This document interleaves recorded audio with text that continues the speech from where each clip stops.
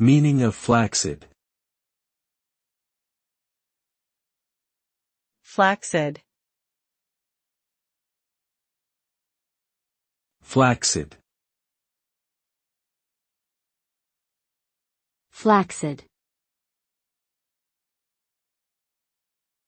Flaccid. Flaccid refers to something that is limp or lacking in firmness or stiffness. In biology, it can refer to a part of an organism that has lost its turgor pressure and becomes soft and droopy. In a medical context, it can describe muscles or body parts that have lost their tone or strength, often as a result of disease or injury.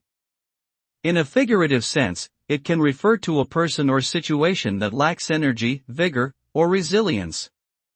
Overall, flaccidity implies a state of weakness, loss of structure, or lack of vitality.